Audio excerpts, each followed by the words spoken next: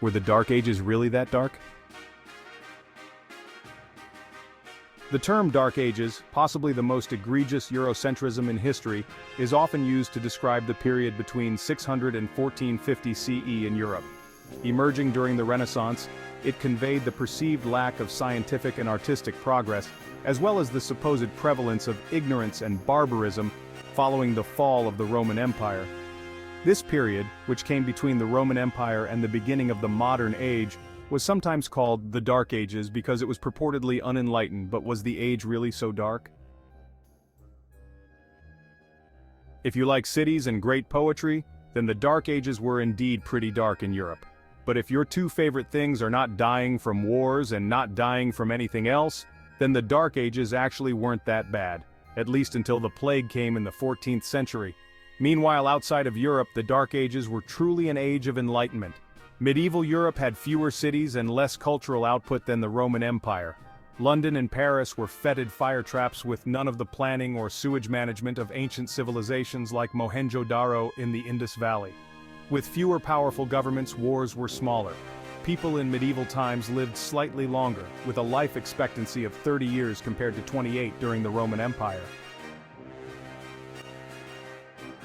Instead of centralized governments, Europe in the Middle Ages had feudalism, a political system based on reciprocal relationships between lords and vassals. Lords owned land and vassals protected it, dressing up as knights in exchange for pledging loyalty.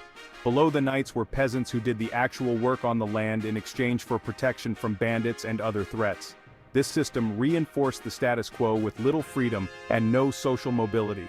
This devolution from empire to localism has happened in many places throughout history. In times of extreme political stress, power tends to flow into the hands of local lords who can protect the peasants better than the state can. This was seen after the fall of the Han dynasty in China and in contemporary Afghanistan, where local lords are called warlords. Europe during the Dark Ages was also dominated by superstition and religious debates.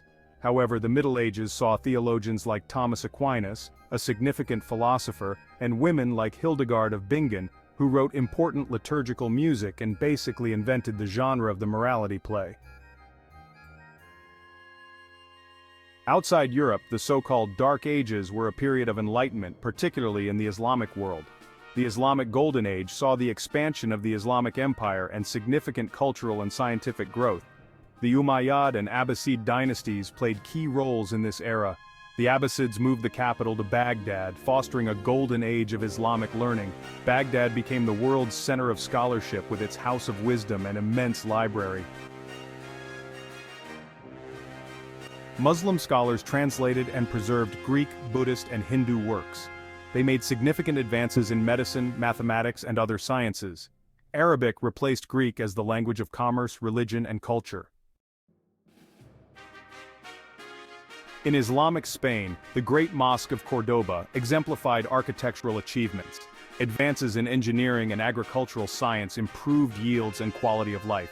Jewish philosopher Maimonides, despite being expelled from Spain, contributed significantly to philosophy. Meanwhile, China was experiencing its golden age during the Tang and Song dynasties. The Battle of Talas River defined cultural influence, with the Abbasids dominating to the west and China to the east. Tang art, poetry, and technology flourished, with the Song dynasty making further advancements in iron production, agriculture, porcelain, and even the invention of paper money and gunpowder. The so-called Dark Ages in Europe were a time of localism and feudalism, while other regions, especially the Islamic world and China, experienced significant cultural and scientific advancements.